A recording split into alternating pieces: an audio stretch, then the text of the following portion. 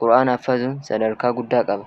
Qubsuma ol'aanaadhaas sadarkaa sanitti kan hin geenye nama Allahn isaaf laaffise malee carraaqqii isaa guutumaan guutuutti kan kennee fi yeroo isaa kan wareege malee sadarkaa san argachuuf sadarkaa san keessaa qooda hin qabu.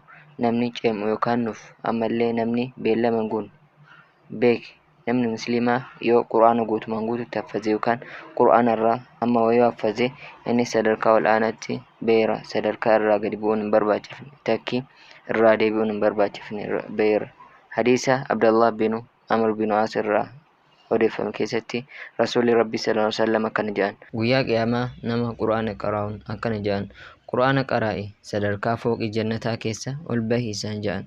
Suutaan qaraa'i akkuma duniyaa qaraatu sanitti qubsumni kee yookaan iddoon ati itti qubattu xumura aayata ati isii qaraatuuti.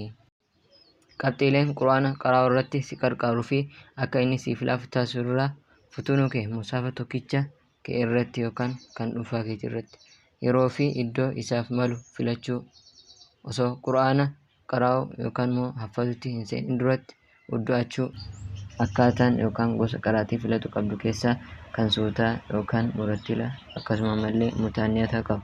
Osoo hifziitti hin seenin duratti ijaan sirriitti dabaree yookaan marroo hedduu irra deebi'u. Yeroo hifzii jalqabdu aayata jalqabarraa eegaluu qabda.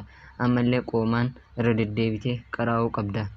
Ergasii ammallee akkasumatti aayata itti aanutti sarta. Wanni hifzii irratti qarqaaru irraa tokko gidduu aayatota hifzii walitti fufuudha. Ciminaan gad dhaabdee jalqaba aayataa fi xumura aayataa itti aanu walitti fufu. Gad xiqqeenyaan kan haffazame san al 10 yookaan marroo 10 irra deebi'e carraaquu qabda yookaan jajjabaachuu qabda. Waajibawwanii fi sunnaawwan itti salaachuu keessatti waan guyyaa san haffadhisanii. Xumura irratti dhaamsa rasuulaa sallallahu alaihi wasallam yaadachuu qabda. Qur'aana to'achuu keessatti dhaamsa rasuulaa sallallahu alaihi wasallam yaadadhu. Qaraatii fi hifzii qur'aanaa irra turuu yookaan immoo yeroo hunda qaraa'uu keessatti rasuulli sallallahu alaihi wasallam akkana jedhan. Qur'aana to'adhaa isa lubbuun tiyya harka isaa jirtuun kakadhe. Qur'aanatu irra jabaadha nama harkaa badutti. Gaala sakaallaa isii keessa jirtu caalaa. Muttafaqun alayh. Allahumma ja'alna min ahli al-Qur'aan. آمين يا رب العالمين.